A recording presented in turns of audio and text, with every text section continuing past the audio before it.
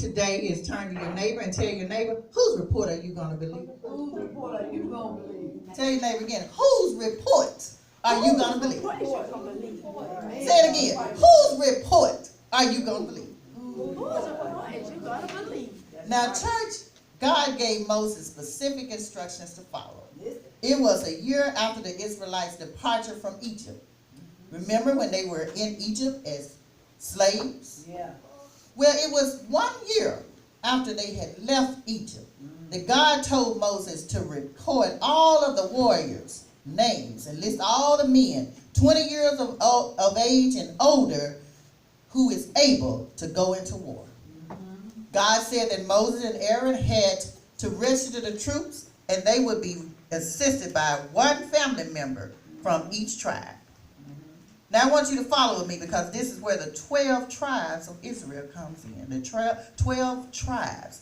These are the tribes. The tribe of Reuben, Simon, Judah, Issachar, Zebulun, Ephraim, son of Joseph, Manasseh, son of Joseph, Benjamin, Dan, Asher, Gad, and Naphtali.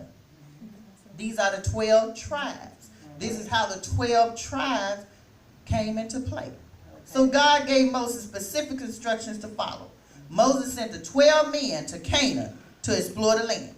So they went to Canaan to explore the land. These 12 men that Moses chose to go explore the land.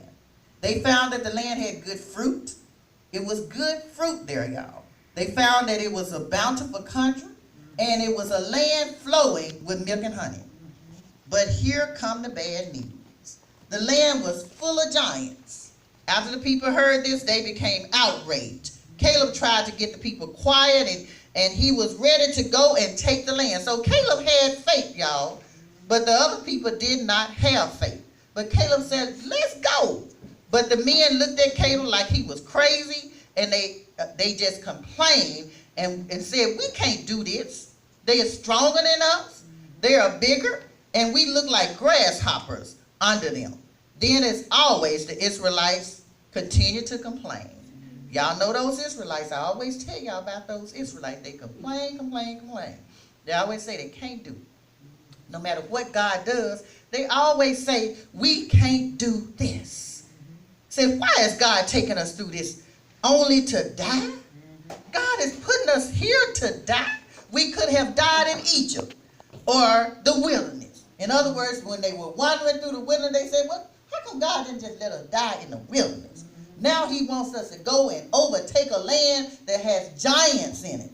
People bigger than us. We look like grasshoppers, and he wants us to go and try to take over this land. They said our wives and our children, surely they gonna die. Yeah.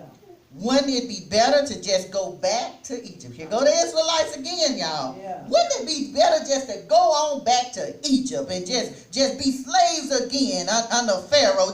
Just go back to Egypt. Yeah. Then they plotted to get a new leader.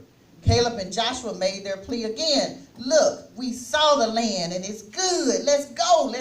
Yeah. As long as we have God. That's what Caleb and Joshua said. As long as we got God on our side, yeah, those giants are nothing to us. But they continued to plot against Caleb and Joshua. The whole community began to talk about stoning Caleb and Joshua. Then the glory of the Lord appeared. Now, if the glory of the Lord appears in the tabernacle, somebody said, God showed up in the church. God showed up in the church. Oh, I can't hear y'all. God showed up in the church. He showed up in the church. If you really understand what's going on, I said, God showed up in the church. God showed up in the church. He showed up. Thank you, Lord. God said to Moses, how long will those people treat me with contempt? How long will they treat me with contempt? Will they ever believe me after all the miracles that I have performed? Will they ever believe me? Yeah. So God told Moses, I will disown them and destroy them. I will make you into a nation greater and mightier than they are. In other words, He's getting ready to turn his back on the Israelites. You know, God always came through for the Israelites in times past. Remember this now. Yeah. But Moses said, he pleaded for the Israelites. He said, now wait a minute, God. Now this is Moses talking. Wait a minute, God. Now, if you do that, the Egyptians will send a report out and say that you delivered the Israelites only to destroy them. So y'all following me? He said, now if you do this, God, it's gonna be a bad report gonna go out on you. In other words, you know how bad reports get out on you about something they say you did and you didn't do it, but they say you did it. Well, they said a bad report is gonna go out on you, God, if you do this. This is what Moses said. And so God said, well, I'm not gonna destroy them right now. I'm gonna allow them to go into the land of Canaan. He said, but they will not live.